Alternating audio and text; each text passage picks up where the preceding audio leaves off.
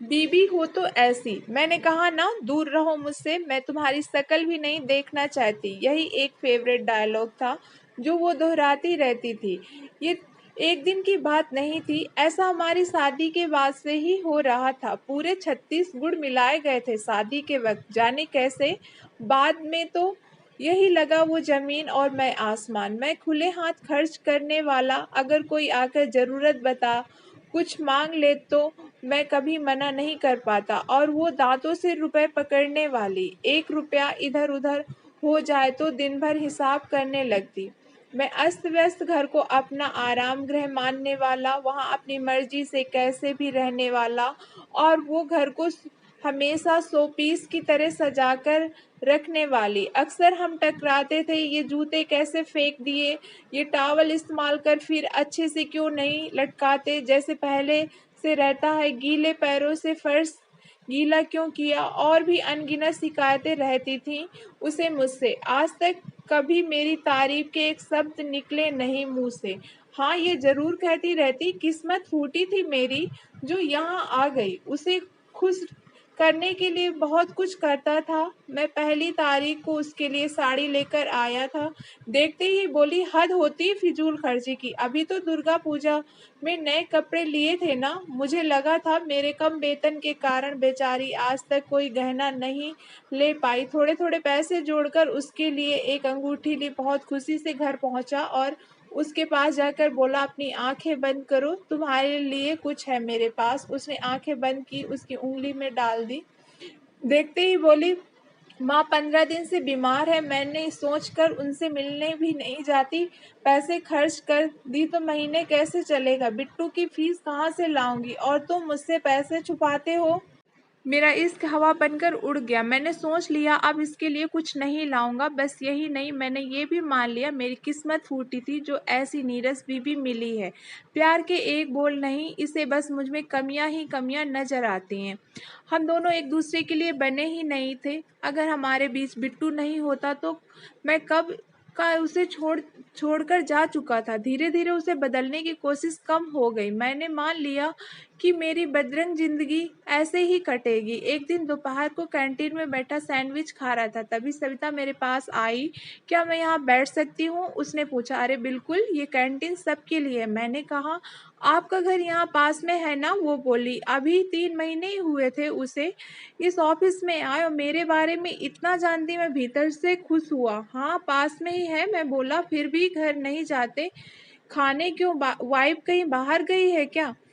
बस समय बचा लेता हूँ, मैं बोला। हमने साथ साथ कॉफी पी। एक दिन सविता बोली, जानते हो मेरा कोई मित्र नहीं है, ना कोई स्त्री ना कोई पुरुष। तुम पहले इंसान हो जिसका साथ मुझे अच्छा लगने लगा। उसकी बातों ने धड़कनें बढ़ा दी थी मेरी।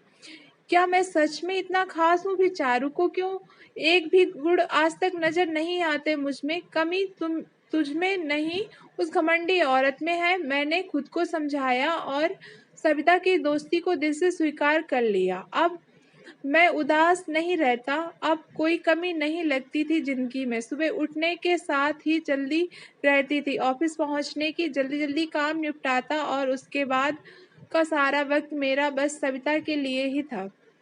कई बार हम ऑफिस के साथ कॉफी शॉप में भी गए। रात को जहां मैं मुंह लटकाए घर आता था, वहीं गुनगुना रहा था। चारू ने भी मुझे एक बार भी किसी काम के लिए नहीं टोका।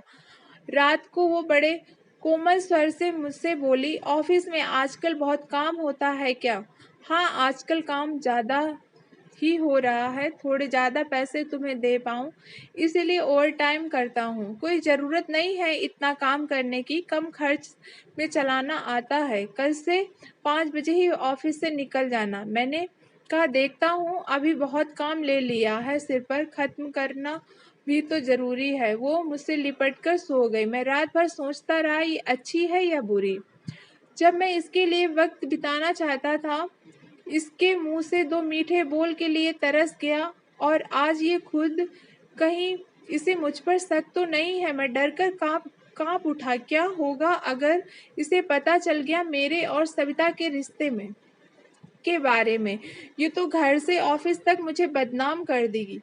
इसके गुस्से का कोई भरोसा नहीं है। कहीं सबके सामने हाथ न उठा दे, फिर क्या इज्जत रह जाएगी मेरी। मैं तो कहीं का मुंह दिखाने लायक भी नहीं रह जाऊंगा। मैं सोच कर ही इतना डर गया कि वो मुझे बगल में पड़ी नागिन लगने लगी, वो जो किसी भी पल मुझे डस सकती थी। मैंने डरकर उसे दूर किया और दूसरी ओर मुंह करके सो गया। दूसरे दिन जब सविता मिली तो वो बहुत उदास थी। मैंने पूछा तो कहने लगी, कब तक किराए के घर में रहूंगी। एक जमीन देखी है, 7 लाख की है मेरे पास, कुल मिलाकर 2 लाख है। अगर बाकी तुम मदद कर देते तो जमीन के साथ साथ मैं भी तो तुम्हारी ही रहूंगी ना। वो तो ठीक है सविता, पर मेरे पास इतने पैसे नहीं हैं। 20,000 की नौकरी में तुम तो समझ सकती हो घर कैसे चलता होगा। इस शहर में कुछ दिन इंतजार क्यों नहीं कर लेती। पहली बार कुछ मांगा था और मना कर दिया, बस टाइम पास समझ के रखा था ना। घर में बीवी और बाहर मैं। बहुत गलत सोच है तुम्हारी। तुम चाहते तो दे सकते थे। जानती हूँ गांव में बहुत जमीन है तुम्हारी। हाँ है, पर वो चारू कभी मुझे बेचने न देगी। वो तो पुरखों की निशानी मानती है उसे। मैं कुछ नहीं जानती, कैसे भी करके मुझे पैसे दे दो। मैं मैं ये सारी तस्वीर तुम्हारे घर भेज दूंगी। अगर तुम मेरे नहीं तो मैं क्यों बनी रहूं तुम्हारी। कहकर सविता ने ऑफिस पार्क थिएटर की कई तस्वीरें सामने पटक दी। किसी में उसका माथा था तो किसी में उसका सिर। मेरे कंधों में मैं अवाक सा बैठा था। वो आगे बोली, इन तस्वीरों के साथ एक चिट्ठी भी डाल दूंगी, कैसे तुमने मेरे साथ रात बिताई। पर मैंने तो आज तक तुम्हारा हाथ ही पकड़ा है। मैं डर कर बोला, ये बस हम दोनों जानते हैं, चारू नहीं। कहकर वो हंसती हुई चली गई।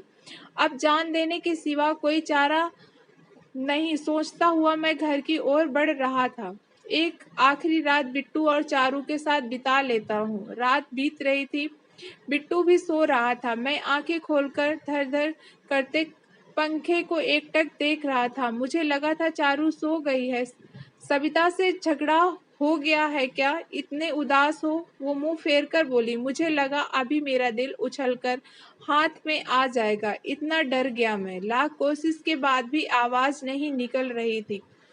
कुंवारी है ना वो, साथ रहना चाहते हो क्या। वो बोली, नहीं तो ऐसा क्यों बोल रही हो। मैंने मरी हुई आवाज से पूछा, तुम्हें ऐसे नहीं देख सकती मैं। तुम्हारी खुशी के लिए तुम्हें छोड़ भी सकती हूँ। इतना डरने की जरूरत नहीं है मुझसे। खा नहीं जाऊंगी। अगर इतना प्यार करती हो तो कभी दिखाया क्यों नहीं। क्यों कभी मेरी भावनाओं की कद्र नहीं करती। तुम्हें पता है कितना दुखी रहता था मैं। आज जो भी हुआ उसकी जिम्मेदार तुम हो। मैंने तो सदा तुम्हें खुश रखने की कोशिश की है। मैं रोते रोते बोला, मैं चाहता था उसे मुझ पर दया आ जाए। जानती हूँ सारी गलती मेरी है। उसने आसानी से मान लिया। मुझे माफ कर दो चारू। मैं हाथ जोड़कर रोता हुआ बोला, क्या चाहते हो, जो चाहोगे वही होगा। मैं तो कल भी तुम्हें ही और आज भी। वो मुझे ब्लैकमेल कर रही है। कहकर मैंने उसे सारी बात बता दी। जब बोल दिया कि जो तुम चाहते हो वही होगा, तो वो होती कौन है तुम्हें डराने वाली। कल से उसकी हिम्मत नहीं होगी तुम्हें आंख उठाकर देखने की। चलो अब आराम से सो जाओ। तुम क्या करने वाली हो ये जानकर क्या करोगे। और दोबारा किसी की ओर देखा तो वो आंखें दिखाकर बोली, तुम नहीं बदल सकती। अब भी डांट रही हो। देखो, तुम प्यार करोगी तो कसम खाता हूँ किसी को नहीं देखूंगा। कल घर में रहकर बिट्टू का ख्याल रखना। मुझे कहीं जाना है। कहकर उसने मुझे गले से लगा लिया। आज उसकी बाहों से ज्यादा सुकून मुझे जन्नत मिल जाने से भी नहीं मिलता। जिंदगी की सबसे मीठी नींद थी जो उस रात मैंने ली थी। सुबह उठा तो वो जा चुकी थी। न जाने कहाँ गई, सोचकर मैं डर रहा था। 2 घंटे बाद वो लौट के आई और बोली, अब तुम्हें कोई परेशान ना करेगा। क्या किया तुमने। क्या करना था। बाल पकड़ कर घसीटते हुए पुलिस थाने ले जाने लगी। मेरे पैर पकड़ कर रो रो कर कहने लगी, मुझे बदनाम न करो। मैं कल ही शहर छोड़कर चली जाऊंगी। अब जब चली ही जाएगी तो हमें क्या। मैं वापस आ गई, वो आराम से बोली। मुझे पहली बार ऐसी खतरनाक बीबी मिलने पर गर्व हो रहा था। मैंने भगवान को ढेर सारा धन्यवाद दिया और अपनी चारुलता को गले से लगा लिया। दोस्तों, आपको ये कहानी पसंद आई हो तो चैनल को लाइक करना और सब्सक्राइब करना।